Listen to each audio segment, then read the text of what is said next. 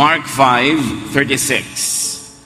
Jesus said, "Don't worry, just have faith." Maraming alalahanin ng tao at ito ang nagpapabigat ng pang-araw-araw na buhay. Ang ating pag-aaral, pinamagatan natin, worry, a needless drain. Isang di naman kailangang pasanin, pero nagpapabigat sa buhay, ang pag-aalala. Salamat Panginoon dahil kayo'y Diyos ng kahapon, ngayon at bukas. At dahil yan ang katotohanan, maaari kaming manahimik, magkaroon ng kapayapaan at katiwasayan. Turuan niyo po kami na maunawa ang iyong katuruan tungkol dito at nawa ang iyong kaliwanagan ang siyang maghari sa aming buhay. Palakasin niyo po ang aming katawan, ang aming isip at pananalig at ngayon maghari kayo sa aming puso. Lord, we ask you to be our preacher, our teacher. In the name of Jesus, your Son, we pray with thanksgiving.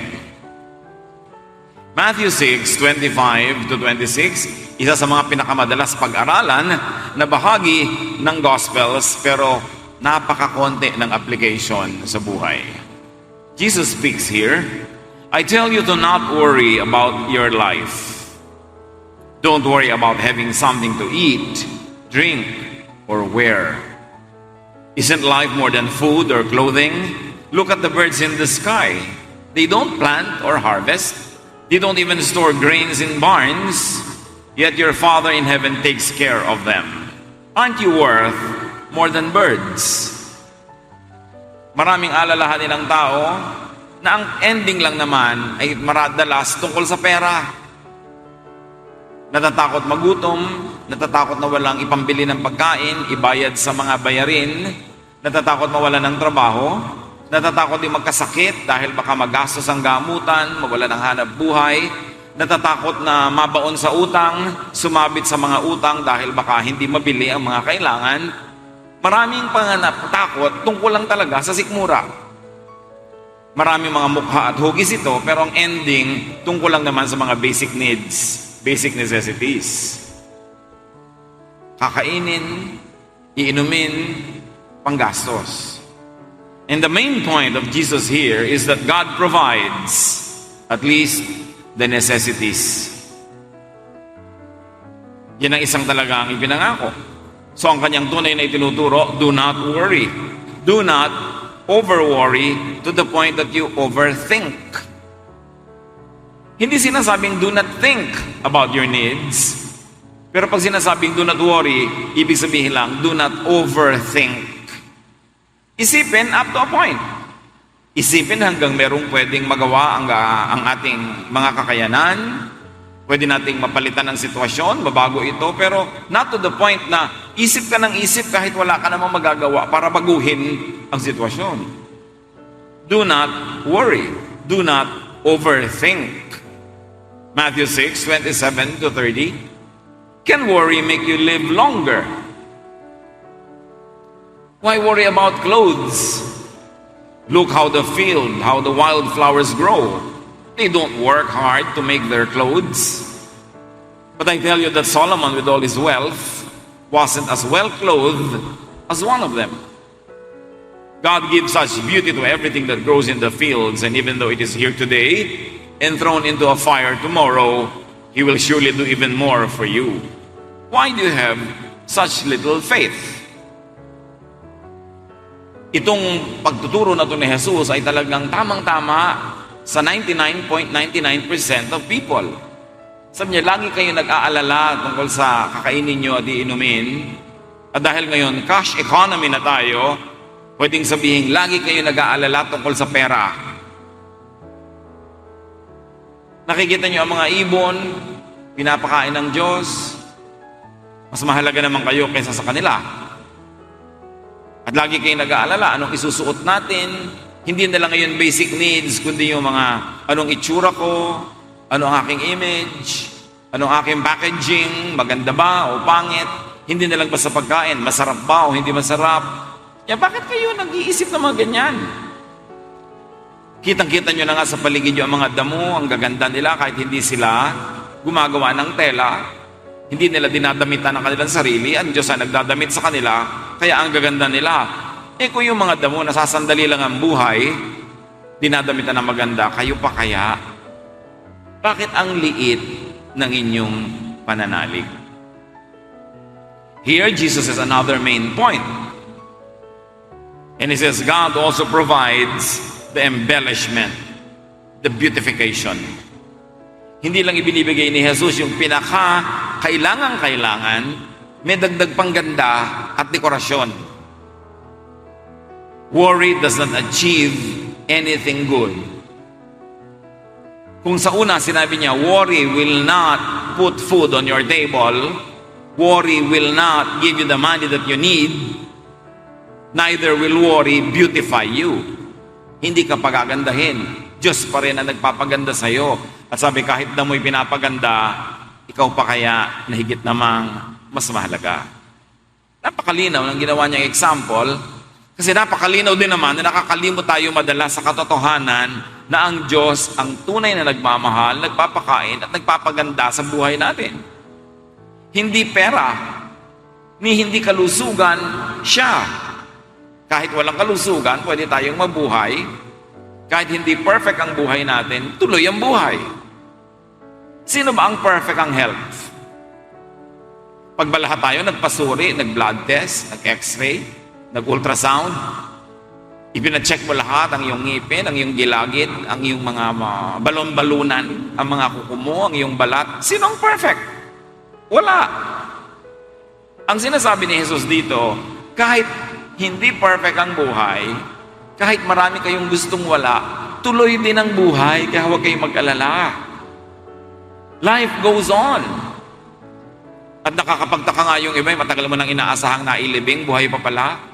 Ang tagal-tagal na isang bulate na lang hindi pumipirma sa kanyang death warrant.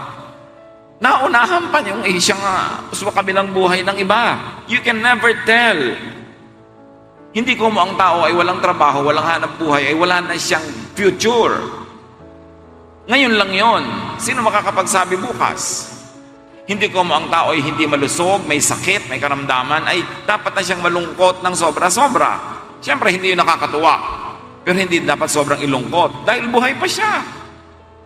At nakakatiyak ba tayo na mauuna nga siyang sumakabilang buhay kasi dun sa ang lulusog? Sabi niya, ang kapayapaan, ang katahimikan ng buhay, huwag niyong isalalay, isandal, iasa sa mga bagay. Iasa niyo yun sa Diyos. Diyos ang nakababatid, kung ano ang pinakamabuti, kung kailan dapat kang bigyan, at anong dapat ibigay sa iyo. Ang iyong buhay ay hawak ng Diyos. Hindi ito nakasalalay sa iyong mga ari-arian, sa iyong trabaho, ni sa iyong kalusugan. Matthew 6:31-33. Don't worry and ask yourselves, will we have anything to eat? Will we have anything to drink? Will we have any clothes to wear? Only people who don't know God are always worrying about such things. Your Father in heaven knows that you need all this. But more than anything else, put God's work first and do what He wants. Then the other things will be yours as well. Huwag kayong lagi mag-worry, mag-alala, problema. Anong kakainin ko? Anong iinumin natin? May isusuot ba tayo? Mga tao lang na walang Diyos ang nag-iisip ng ganyan. Sabi ni Jesus, hindi bagay kahit kaninong nananalig sa Diyos na nag-aalala sa mga bagay na yan kasi yan ay Diyos ang nagbibigay. Hindi naman lahat ng masipag nagkakahanap buhay. Hindi naman lahat ng tamad, gutom, madalas pa nga sila ang overfed. Hindi lahat ng malusog ay mahaba ang buhay. Hindi lahat ng may sakit ay namamatay agad. Hindi natin alam yan. Kaya hindi ka dapat mag-alala. Mamamatay ba ako? Problema yan ng Diyos, hindi mo yan problema. Ang problemahin mo kung paano ka mabubuhay at kung paano mo bubuhayin ang walang kabuhay-buhay mong buhay. Kasi kung kukunin ka na ng Diyos, wala namang makakapigil sa Kanya. Even if you're in the pink of health. Pero kung ayaw ka pa niyang kunin, meron nga 3 beses na nagpapakamatay, buhay pa.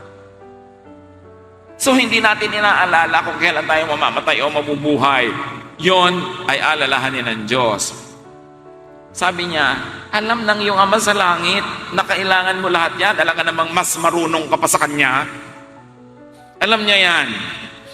Ang atupagin nyo, sabi ni Jesus, put God's work first. Do what He wants. Unahin nyo ang gawain ng Diyos. Unahin yung sundin siya. At matapos nyo unahin yun, susunod na rin yung iba. Worry is for people who do not have and do not have belief in God. Worry is for people who do not know what really matters. And what does matter? Jesus has another prescription. His main prescription is this: do not focus on your needs and your wants. Not even basic needs. Pag laging yan ang inisip nyo, mag-aalala talaga kayo, kakarinkles lang kayo. Meron na ba kayo talagang kilalang namatay sa gutom? Meron namamatay na empacho, na sobrahan, kakakain, dumami sobrang kolesterol, dumami lang mga kung ano-ano mga kasamang bahagi ng buhay. Pero kano karami na talaga yung namatay dahil sa gutom? Hindi proportionate yung numbers ng namamatay sa gutom sa number ng nag-aalala na mamatay sa gutom. Hindi tayo supported by statistics para magkaroon ng scientific basis ang ating pag-aalala. Pero pansinin nyo, ang teaching ni Jesus, sabi niya, huwag kayong mag-isip ng kakainin, iinumin, isusuot. It was very revolutionary. Why? Because during His time, 90% of the people were always hungry, sick, needy, almost naked. Kasi ang kayamanan ng buong sangsinukob, hawak lang ng royalty at ng konting ruling families. Karamihan ay mga alipin, mga patay gutom, isang kahig, isang tuka, halos walang maisuot o walang pambihis. At sa disyertong kinakalagyan nila, madalas ay halos walang mainom, maraming tagsalat, maraming mga gutom. Tapos sa setting na yon, sinabi ni Jesus, huwag nga yan ang pag-iisipin nyo, hindi yan ang mahalaga. Isipin nyo kung gaano ka revolutionary yung idea na yon. Samantalang, it seemed to be the most natural thing to worry about. Pero sabi ni Jesus, you are all wrong.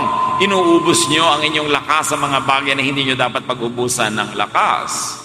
It was a new idea because everyone was focused on necessities. Ang sabi ni Jesus, gusto nyo kumain, gusto nyo uminom, gusto nyo madamitan, pues, huwag pagkain, huwag inumin, huwag damit. Ang isipin nyo, Diyos ang bahala doon. Ang isipin nyo ay kung paano bibigyan ng kasiyahan ng Diyos para bigyan kayo ng makakain, maiinom at idadamit. At ito ang inyong pagtuunan ng pansin, sabi ni Jesus. Kung talagang gusto nyong kumain, mabuhay, magkaroon ng mga pangangailangan, focus on doing God's work, on what God wants. Pag ginagawa mo ang gawain ng Diyos, empleyado ka ng Diyos. Pag empleyado ka ng Diyos, di problema na Diyos sa pasweldohan ka. Pero hindi mo ginagawa ang gawain ng Diyos, hindi ka empleyado ng Diyos, hindi mo isinusuko ang sarili mo sa Diyos, paano mo ngayon naasahan na bibigyan ka ng Diyos ng mga pangangailangan mo? Kaya sabi niya, kung gusto niyo maging secure, huwag kayong mag-alala tungkol niya sa mga bagay na yan. Ang atupagin niyo, sundin ang kalooban ng Diyos, gawin ang kanyang gawain, at lahat niyang gusto niyo, bunga lang yan. Pag tama na ang inyong pananalig, bunga lang yan. Pag natutuwa na sa inyo ang Diyos, bunga lang yan. Pag maka-Diyos na kayo, hindi yan ang pataba. Bunga lang yan. Ang pataba, sundin nyo ang kalooban ng Diyos. God's works, pag pinag-uusapan ng God's works, iniisip agad ng iba, mag-charity, mag-mission, magpakain ng mga mahihirap. Yes, God's work yon. Pero hindi lang yon ang God's work at hindi yon ang tinutukoy ni Jesus dito. God's work is not always ministry or service or sacrifice, though all of those are really part of God's work. But what is God's work that will change your life, that will bring God's blessing? The real work of God. Dalawa kasi ang work of God yung panglabas, yung nakikita, yung nagagawa ng kamay at paa, yung pagtulong sa mahihirap, pagsasabog ng salita ng Diyos, yung pagmamahal sa kapwa, gawa yan ng Diyos. Pero panglabas, ang mahalagang gawa ng Diyos, na madalas ay hindi natin napapansin kasi busy tayo doon sa panglabas na gawa ng Diyos, yung pangloob. It is the coming, the reign, and the fruition, the fulfillment of God's kingdom in your heart. Remember that God's kingdom is our heart. Pag sinabi natin na palawakin ang kaharian ng Diyos, laging iniisip natin, mag-convert na mga tao, dumami ang mga believers, dumami ang mga charities, dumami ang mga pagtuturo. Yes, that's part of it. But that is the outward kingdom of God. And most of the time, we neglect the inward kingdom of God. At yung paggawa natin sa kalooban ng Diyos, hindi lang sa labas, kundi mas mahalaga sa loob ng ating puso. Doon tayo mapapalinya sa kalooban ng Diyos, doon tayo malalagay sa path of blessings, at doon susunod bilang bunga ang mga pagkain, ang mga inumin, ang mga damit. Ang sinasabi dito ni Jesus, huwag laging panglabas na religiosity ang inyong atupagin, puro pagtitiis, puro pagsasakripisyo. Dahil part yan ng kingdom of God, pero hindi lang yan ang buong kingdom of God. May nakakalimutan kayong kingdom, ang inyong puso, ang inyong isip. Dapat dun nyo rin sundin ang kalooban ng Diyos. Pag sinabi ng Diyos, pakainin mo ang mahihirap, sumusunod ka. Dalawin mo ang mga prisoner, sumusunod ka. Pero pag sinabi niyang, manalig ka, papayapain mo ang iyong loob, sumusunod ka ba? God does not only want to be the king of the kingdom outside of our hearts, but more importantly, He wants to be the king inside our hearts, our minds, our thoughts. And Jesus is saying here, you want to be well provided for? First, refocus your energy from worrisome thought to godly activities and growth.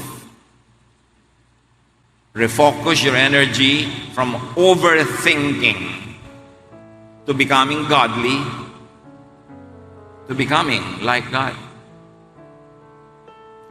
Imbes ubusin mo ang iyong lakas ng kaaalala, wala naman nangyayari. Kaiisip, wala naman nangyayari. Ituon mo ang iyong pansin sa pagiging makadiyos sa loob ng iyong puso. Maraming application yan. Ipinapayo ni Jesus sa kanyang reseta, gumawa ng maganda kaysa mag-isip ng pangit. Nagwo-worry ako. Anong gagawin ko? Gagawa ako ng maganda para huwag kong maisip tong pangit na iniisip ko. Natatakot ako. Anong gagawin ko? Magmumukmok? No. Gagawa ako ng tama para itong maling iniisip ko ay mapalitan, matanggal sa utak ko, at maging busy ako sa paggawa ng tama na mawala na ako ng espasyo para sa mga iniisip kong nakakatakot lang at wala namang nangyayari. In other words, Jesus is saying, replace bad thoughts with good deeds. Tuwing tayo'y natutokso ng masama, huwag kang isip ng isip ng tukso na yon. Get busy doing something good. The law of impenetrability says only one thing occupies one place at one time. And so if you want to drive away ungodly, worrisome, fearful thoughts in your mind, fill your life with good activities. Hindi naman pwede magkasabay yun isa-isa lang. Pag nagsisimula ka na mag-alala, kapatid, get busy doing good. Ayan, nag-iisip na ako wala kaming pera. Ayan, nag-iisip na ako baka ako magkasakit. Ayan, nag-iisip na ako baka hindi ko mahulugan yung hulugan kong lupa. Ayan, nag-aalala na ako. Pag nagsisimula na yon, humanap ka ng magagawang tama para maging abala ka sa tama at hindi ka abalahin ng mali. And here, doing good does not always mean being charitable, being kind, sacrificing. Although that is doing good also. But here, doing good could mean letting God rule your heart. Madalas kasi, ang pakahulugan natin sa paggawa ng mabuti, laging may ginagawa ka.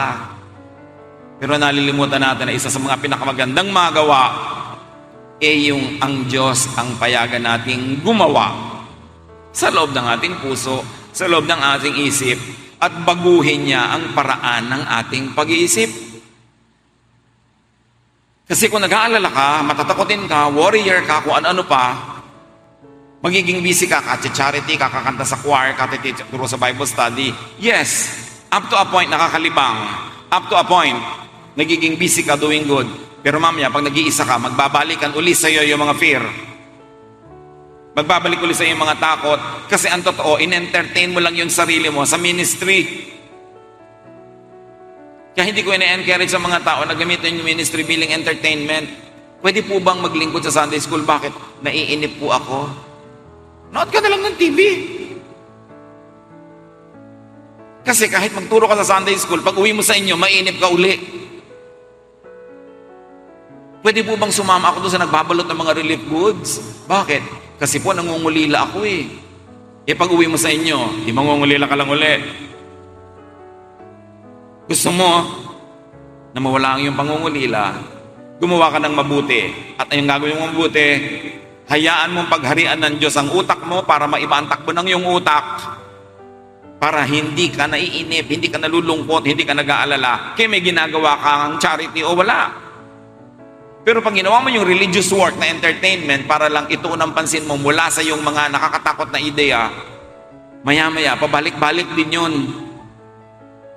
At magtataka ka, ba't kaya nagsaserve na ako kay Lord, ganito pa rin ako, matatakotin. Nagsaserve na ako, ganito pa rin ako, nag-aalala. Kasi, naghanap ka lang ng libangan. Panglabas lang yung ginagawa mo, hindi pang loob. Dapat ang magbago, yung loob. Pagamat, nakakatulong din na nagbabago yung labas. Pero panandalian at artificial. Maganda yung may ginagawa ka sa labas, tapos may ginagawa ka rin sa loob. Pinapalitan mo ang paraan ng iyong pag-iisip. Kaya kung minsan nakakantsawan ka, ganyan ba ang Christian? Ang tagal-tagal mo na nagba-Bible, ang laki-laki ng Bible mong hawak, ganyan pa rin ugali mo. Hindi naman kasi nagpalitan pag-iisip ko napalitan lang yung schedule ko, mami. Ganun na katotohanan. Kaya yung mga barumbadong anak, kahit nagka-camping, Christian ka, barumbado pa rin.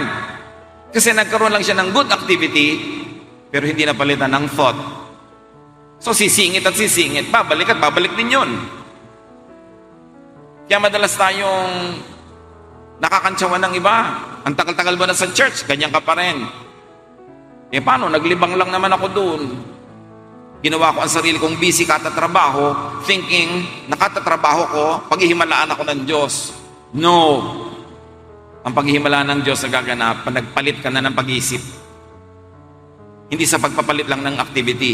Pagkamat yung pagpapalit ng activity, nakakatulong yon. It can put you in the right path para yung isip mo sumunod na magbago. Pero kahit nagasgasin mo ang tuhod mo kaluluhod, kahit magtatalon ka hanggang kisa may kadadasal at kalulundag kang kawa-worship, kahit na paggurin mo ang sarili mo sa lahat ng ministry, pag hindi ka nagbago sa loob ng iyong puso, walang katuturan.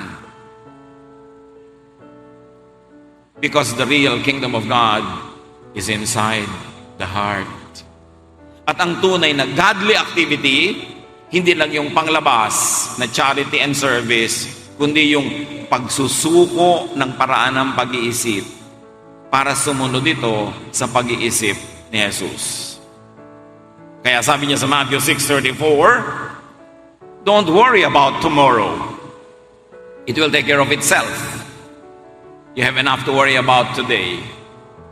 Gaano karaming Kristiyano, kahit Sunday school principal o teacher o pastor o singer, ang hindi nag-aalala tungkol bukas. Therefore, hindi tinatablan.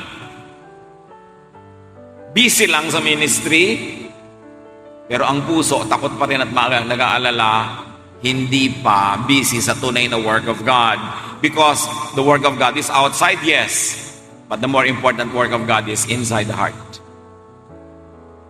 So retrain your sight from the future, which is unmanageable, to the very present, here and now, which is manageable.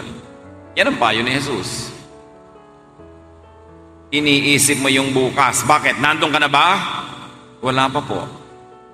Meron ka na bang mapapalitan tungkol sa mangyayari bukas? Hindi pa nga nangyayari? Wala po. Ba't ka isip ng bukas? Di ka ba nagsasayang ng oras at pagod niyan? Ang hawak mo lang, itong minuto na ito. Hindi mo nga alam kung next hour buhay ka pa. Ang hawak mo lang, itong minuto, segundo na ito. Ito ang pwede mong baguhin. Ito ang pwede mong i-influence. Dito ka mag-operate. Do not operate on the past. Pag sobra kang sentimental, wala kang iniisip kundi yung past, malulungkot ka lang. Nakakalungkot ang nakaraan. Nakakatakot ang kinabukasan. Yung isip ng nakaraan, malulungkot. Yung isip ng kinabukasan, matatakot. Kaya sabi ni Jesus, ang atupagin mo, yun lang ngayon. Wala ka bang makakain ngayon? Meron naman po. O yun pala. Hubad ka ba ngayon? Meron naman pong damit. Yun pala. Pag nauhaw ka talaga ngayon, may mainom ka, meron naman po. O ano problema mo? Yun pong bukas.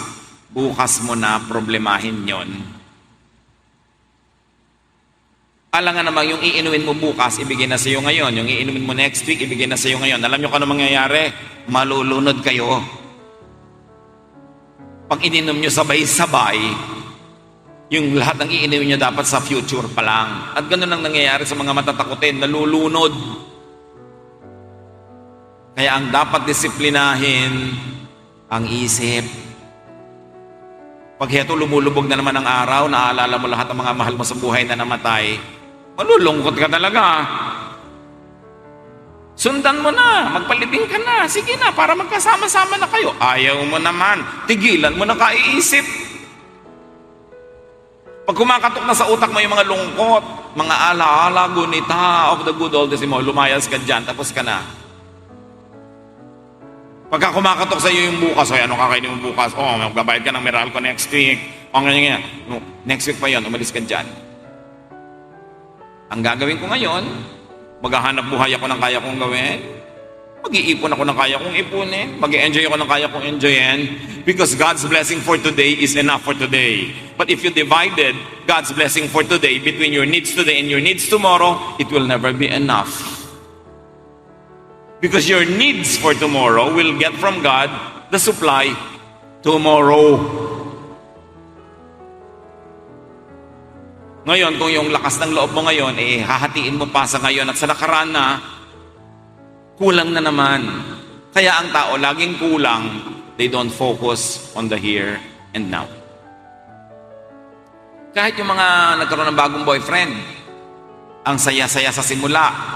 Kasi present lang siya. Nung nakalkal mo na sa Facebook yung mga dati niyang post, nalaman mo yung dati niyang girlfriend, lumulungkot ka na. Tapos na nga yun ikaw nga ang present.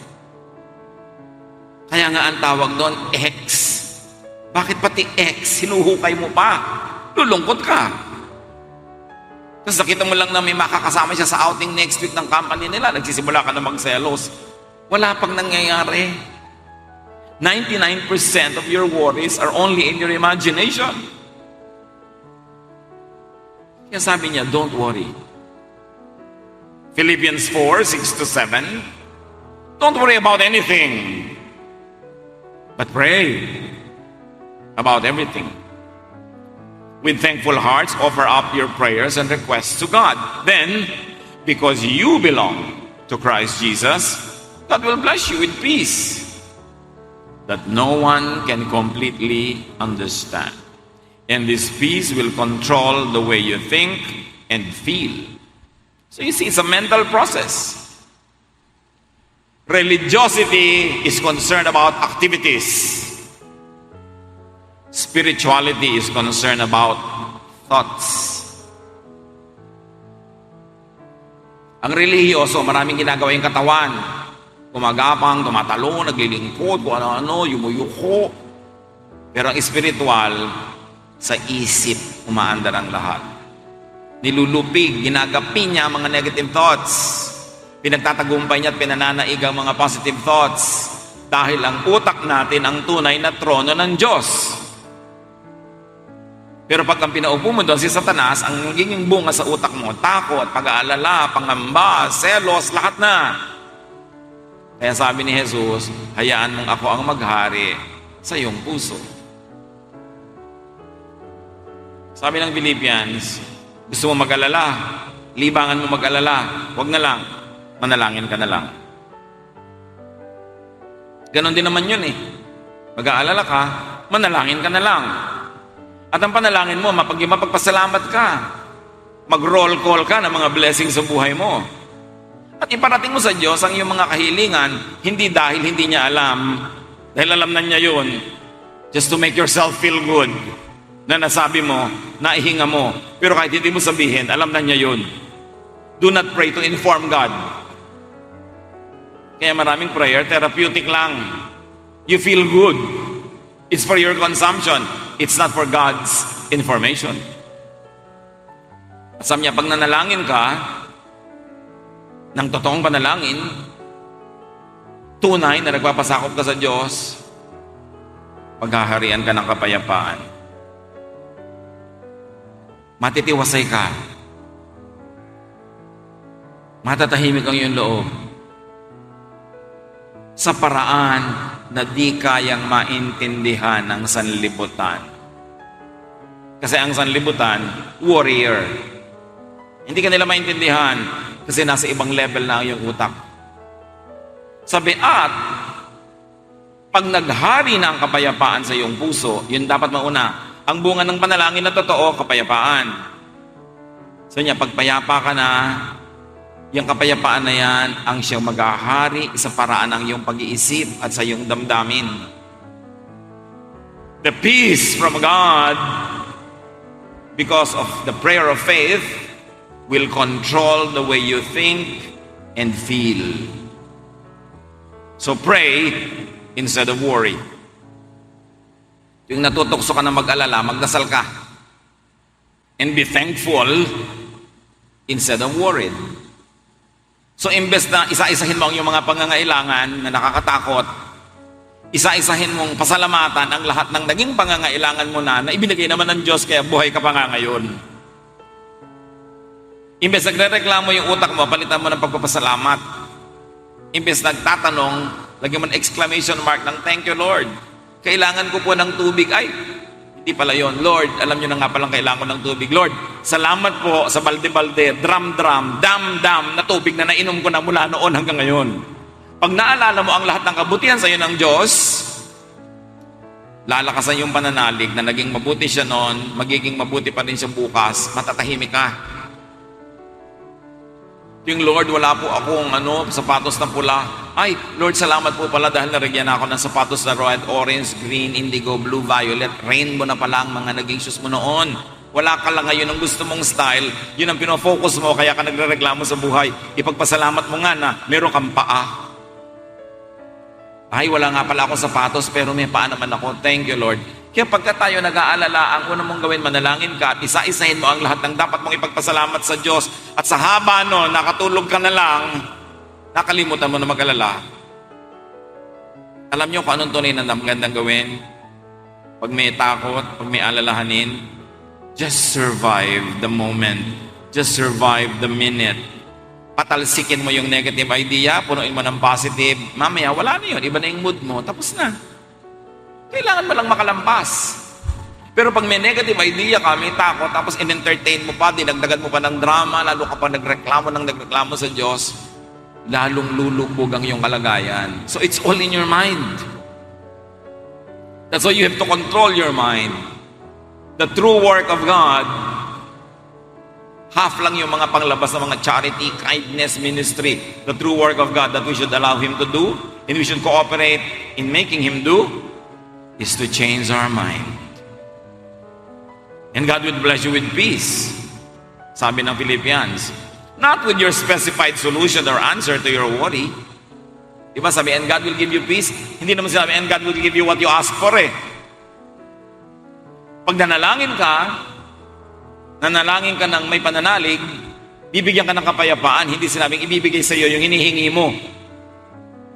Ang ibibigay sa iyo, higit doon, kapayapaan. Because a prayer of faith will bring peace to your mind. At pagpayapa na yung utak mo, kaya dumating o hindi yung sapatos, yung kotse, yung pera, payapa na yung utak mo, okay ka na. Pero kahit dumating yung sapatos, pera, kotse, hindi nun payapa yung utak mo, hindi ka pa rin okay nun.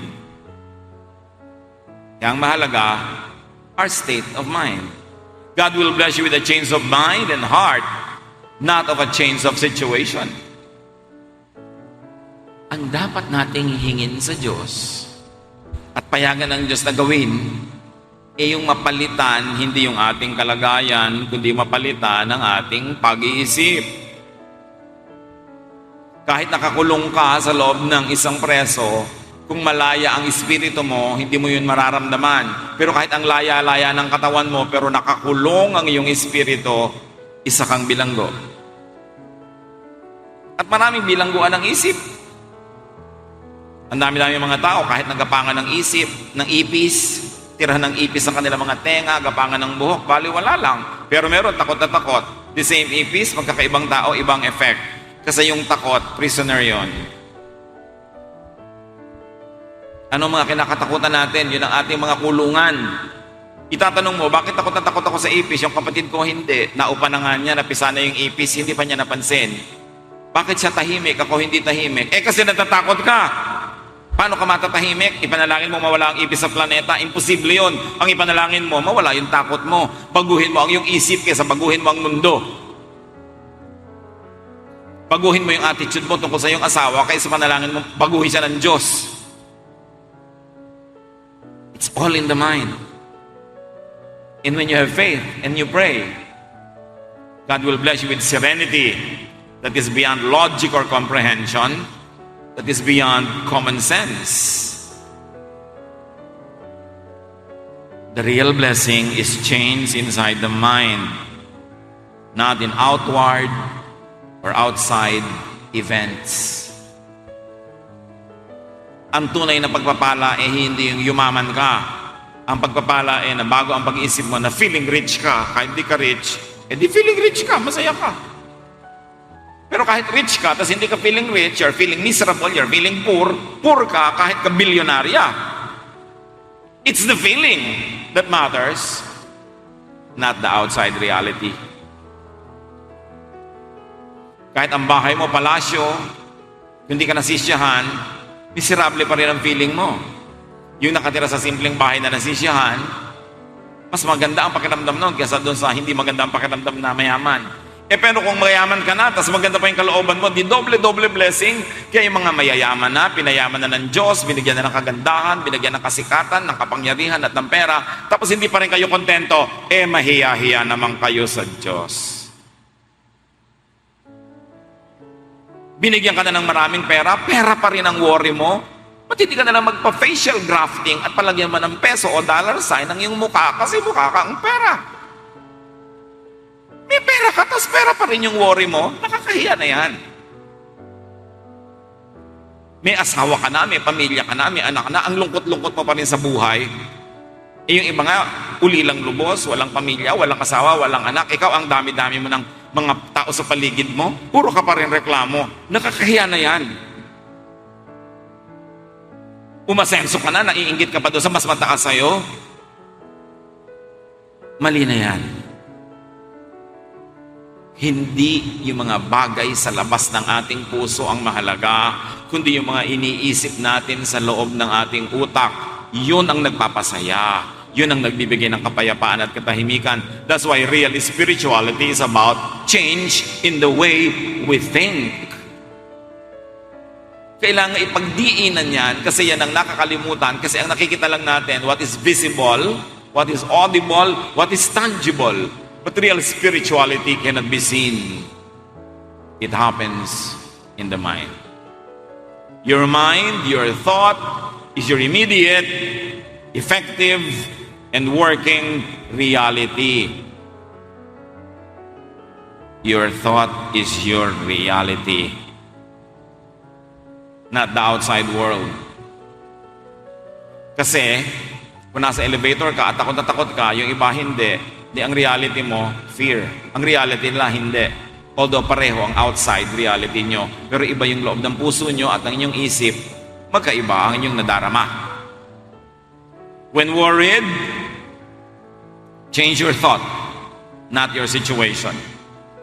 Especially if you could not be changed. Especially if the situation could not be changed immediately or easily. May mga bagay na binabago kung kaya at pwede. May mga bagay na tinatanggap na lang para ka matahimik. Tulad ng asawa, mababago mo pa ba yan? Tanggapin mo na lang para ka masaya. Napapalitan ba ang magulang? Napapalitan ba ang anak? Napapalitan ba yung general features ng katawan natin na hindi nakakaya ng cosmetic surgery? No. So instead of problematizing it, appreciate it, celebrate it. Be thankful. When worried, change your thought before changing your situation. Romans 12:2, let God change the way you think. John 3:3, Jesus replied, I tell you for certain that you must be born from above,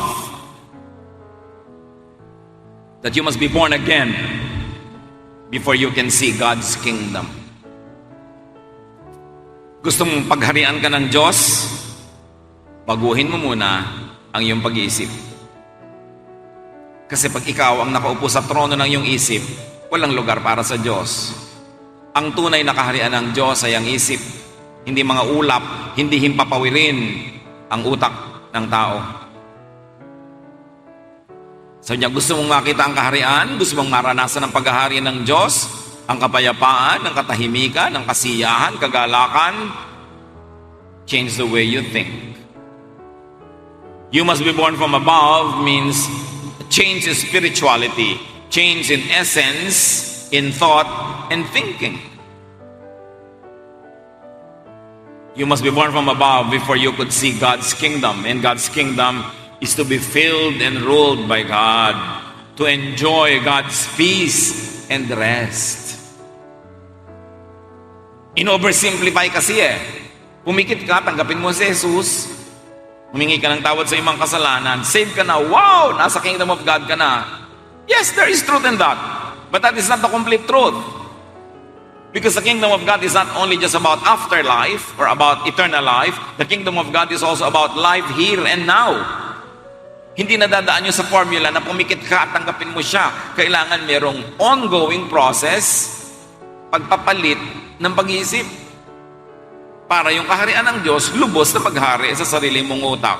Kaya sabi ni Jesus sa Luke 17:21, there is no use saying, look, here it is, or look, there it is, about God's kingdom. God's kingdom is here with you. God's kingdom is in your hearts. It's in your thoughts, in your mind. Hindi sa impapawid, hindi sa ere, but sa utak. So do not overthink, do not overworry, and do not fear. Kasi walang mabuting ibubunga. Yung mga kilala nyo na lagi nag-aalala, nalutas na ba ang mga inaalala nila? Hindi rin naman, napagod lang sila. Only believe.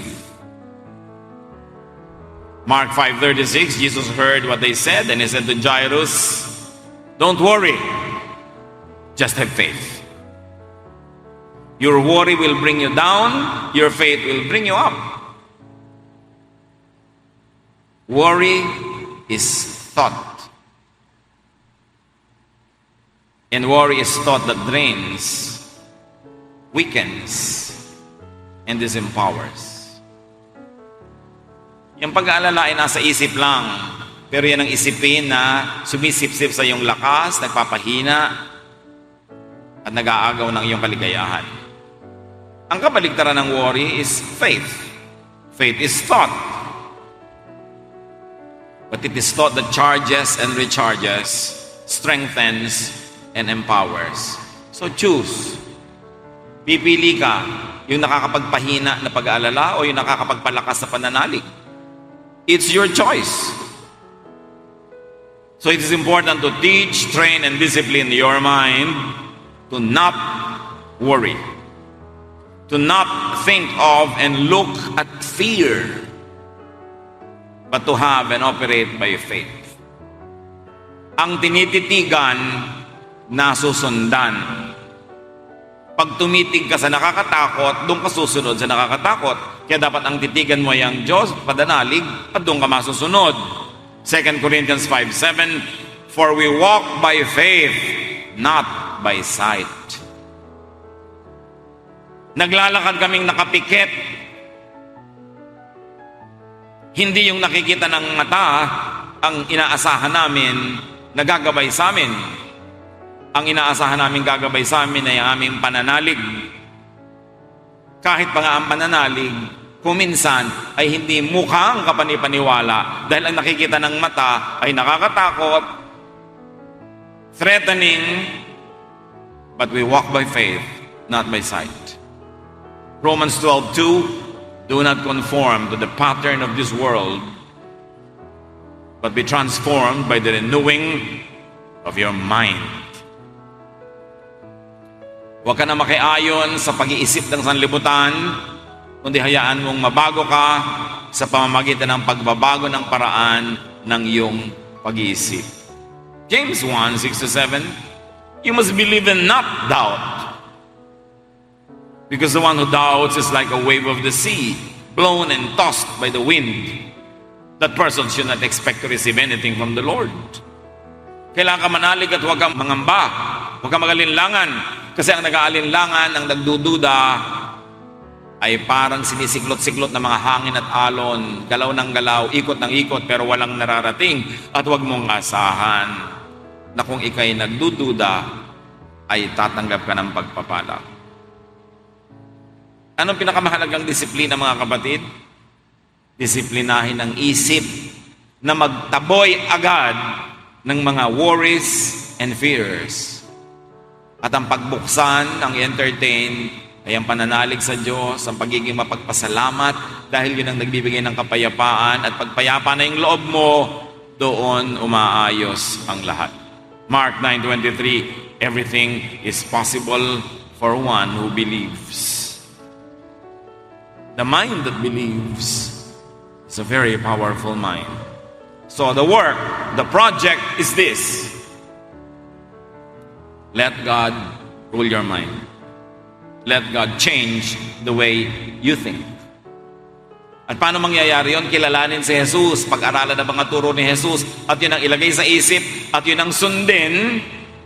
Kung merong ibang humahalina, umaakit sa atin na sundan sila, ang sundin si Jesus. That is how you change your mind. Ang pagbabago ay laging may dalawang nagaganap. Para magbago, meron kang isang tatanggalin at meron kang isang bagong tatanggapin para magkaroon ng pagbabago. So sa utak mo, ganito ka mag-isip, tatanggalin mo yon, papalitan mo ng ibang paraan ng pag-iisip. Sasabihin mo, talagang ganun ako mga tuwiran. Hindi ka magbabago. Para magbago yan, yung dati mong pangangatwiran, itatapon mo at lalagyan mo ng bagong pangangatwiran. Pangangatwiran ni Jesus. Ngayon, kung may dati ka ng pangangatwiran na maka-Jesus na, hindi mo na dapat palitan. Pero maraming dapat palitan. Change is giving up something and replacing it with something else. Change is giving up the old and replacing it with the new. Pag dalawang bibe ang hinabol mo, wala kang aabutan ni isa. At ganoon din yon. Dalawang isipin, dalawang paraan ng pag-iisip, ang pinagkakasya mo sa iyong utak, walang mangyayari. You have to focus on only one. Focus on Jesus. Kaya sabi niya, unless a man is born again, unless a man is changed in the way he thinks, yun ang ibig sabihin ng born again, ha? Hindi ibig sabihin ng born again, ay, nagpapaptize na ako, ay, may dala na akong Bible, ay,